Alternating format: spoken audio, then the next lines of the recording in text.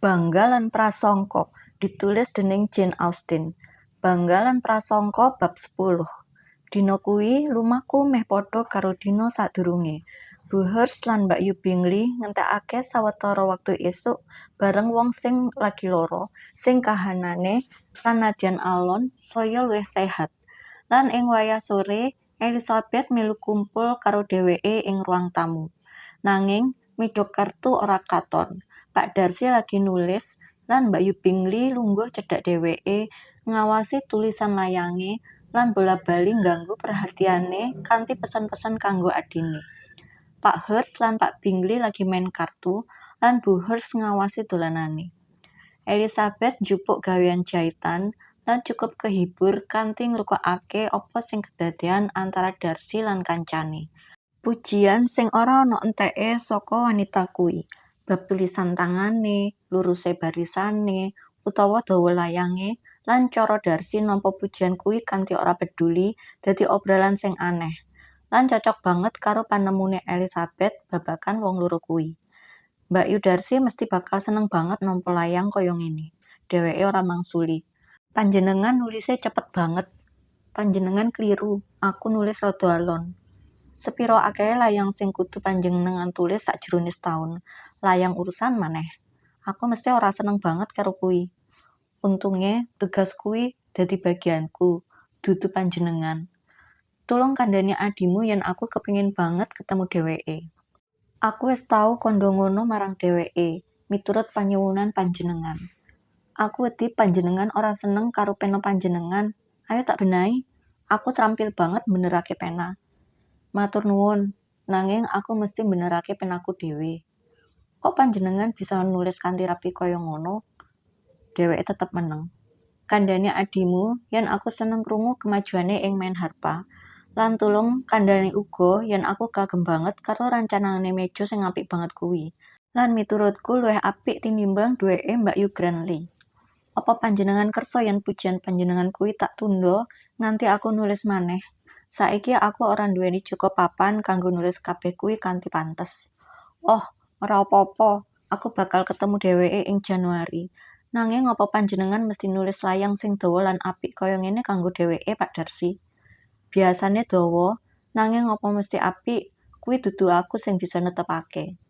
Miturutku, wong sing bisa nulis layang dawa kanthi gampang mesti ora bakal nulis ala. Kuwi ora bisa dadi pujian kanggo Darcy, Caroline, ujare sadulure. Amarga dheweke ora nulis kanthi gampang. Dheweke mikir banget kanggo milih tembung sing dawa-dawa. Ora ngono, Darcy? Gaya tulisanku beda banget karo panjenengan. Oh, ujare Mbak Yu Bingley. Charles nulis kanthi cara sing paling sembrono. Setengah tembunge keri lan sisane kebak coretan. Pikiranku milih cepet banget nganti aku ora nduweni wektu kanggo ngungkapake. Mula layangku kadang malah ora nyampekake gagasan apa-apa marang sing maca. Andhap asormu, Pak Bingley, ujare Elizabeth. Mesti bisa ngilangi kritik. Ora ana sing luwih ngapusi, ujare Darcy, tinimbang penampilan andhap asor. Kadang kuwi mung ora peduli marang panemu, lan kadang uga mung pamer sing alus. Lan sing endi saka loro kuwi sing panjenengan maksud kanggo andhap asorku mau? Pamer sing alus, amarga saktemene panjenengan bangga karo kekurangan panjenengan ing nulis. Tumindak panjenengan bakal gumantung marang kahanan kaya wong liya. Lan yen nalika panjenengan lagi arep munggah jaran, ana kanca sing kandha, Bingley, luwih becik ngenteni nganti minggu ngarep. Mesti panjenengan bakal manut, mbok menawa ora dadi lunga, lan mung amarga omongan liya, bisa wae tetep nganti sewulan. Panjenengan mung wis mbutekake, ujare Elizabeth, yen Pak Bingley ora cukup ngerti watake dhewe. Panjenengan malah nuduhake dheweke luwih jelas tinimbang dheweke dhewe. Aku seneng banget, ujare Bingley, yen panjenengan ngowahi omongan kancaku dadi pujian babagan aluse watakku. Nanging aku wedi panjenengan menehi makna sing ora dimaksud. Amarga mestine dheweke bakal luwih nganggep aku apik yen ing kahanan kaya ngono aku nolak lan langsung cepet-cepet lunga. Apa Pak Darcy banjur bakal nganggep kesalahan saka niat awalmu bisa ditebus kanthi kekukuhanmu netep kuwi? Sejatine aku ora bisa nerangake kanthi cetha. Darcy wae sing kudu njawab. Panjenengan ngarep aku nerangake panemu sing panjenengan anggep dhuwitku. Nanging aku ora nate ngakoni. Nanging yen kita nganggep kaya sing panjenengan gambarake, panjenengan kudu eling Mbak Yu Bennett. Yen kanca sing njaluk supaya dheweke bali lan nundha rencana kuwi mung njaluk tanpa menehi alasan sing kuat. Nurut kanthi gampang marang bujukan kanca kuwi ora dadi keunggulan kanggo panjenengan. Nurut tanpa yakin kuwi dudu pujian kanggo akal sapa wae. Kayane panjenengan Pak Darsi ora menehi papan kanggo pengaruh paseduluran lan rasa tresna. Rasa hormat marang sing njaluk kadang nggawe wong gampang manut marang panyuwunan, tanpa kudu ngenteni alasan kanggo nggawe dheweke yakin. Aku ora ngomong khusus babagan kahanan kaya sing panjenengan gambarke babagan Pak Bingley. Mbok menawa luwih becik kita ngenteni nganti kedadean kuwi tenan saklakon sadurunge mbahas sepira becike tumindake. Nanging ing kahanan umum antarane kanca lan kanca, yen salah siji njaluk liyane supaya ngganti keputusan sing ora penting banget, apa panjenengan bakal nganggep ala wong sing manut tanpa kudu diyakini luwih dhisik? Apa ora luwih becik sadurunge nerusake topik iki, kita nemtokake luwih cetha sepira pentinge panyuwunan kuwi, uga sepira cedhake hubungan antarane wong loro kuwi. Ya mesti, ujare Bingley. Ayo dirungokake kabeh rinciane. Aja lali kalebu bedane dhuwur lan ukuran awake. Amarga kuwi bisa nduweni pengaruh gede banget ing debat Mbak Yu Bennett, luwih saka sing panjenengan kira. Aku njamin yen Darcy ora dadi wong sing luhur tinimbang aku mesti ora bakal ngurmati dheweke kaya saiki. Aku ora ngerti ana sing luwih nggawe kagum tinimbang Darcy ing wektu lan panggonan tartamtu. Luwih-luwih ing omahe dhewe lan ing wayah Minggu sore nalika dheweke ora ana kegiatan. Pak Darcy mung mesem, nanging Elizabeth krasa yen dheweke tersinggung. Mula dheweke nahan guyu. Mbak Yu Bingley kanthi cepet mbela dheweke lan nyalahake sadulure amarga ngomong sembrono kaya ngono. Aku ngerti maksudmu Bingley, ujare kancane. Kowe ora seneng debat lan kepingine mungkas iki. Mbok menawa iya, debat kuwi meh padha karo padu. Yen panjenengan lan Mbak Yu Bennett gelem nundha nganti aku metu saka ruangan, aku bakal matur nuwun. Banjur panjenengan bebas ngomong apa wae babagan aku. Apa sing panjenengan jaluk, ujare Elizabeth. Ora dadi pengorbanan kanggo aku, lan luwih becik Pak Darcy ngrampungake layange. Pak Darcy ngetokake sarane lan ngrampungake layangane. Sakwise rampung, dheweke njaluk marang Mbak Yu Bingley lan Elizabeth supaya kersa menehi hiburan musik. Mbak Yu Bingley langsung maju menyang piano lan sakwise ngajak Elizabeth supaya miwiti sing ditolak kanthi sopan lan luwih teges. Dheweke banjur lungguh lan wiwit main. Buhurst nyanyi bareng adine, lan nalika dheweke lagi nindakake, Elizabeth nalika mbalik lembaran buku musik sing ana ning kono ora bisa weruh sepira kerepe Pak Darcy ndeleng dheweke. Dheweke ora ngerti kepiye kudu mikir yen dheweke iso dadi objek kagum kanggo wong kaya dheweke. Nanging yen dheweke ndeleng amarga ora seneng merga dheweke uga luwih aneh meneh.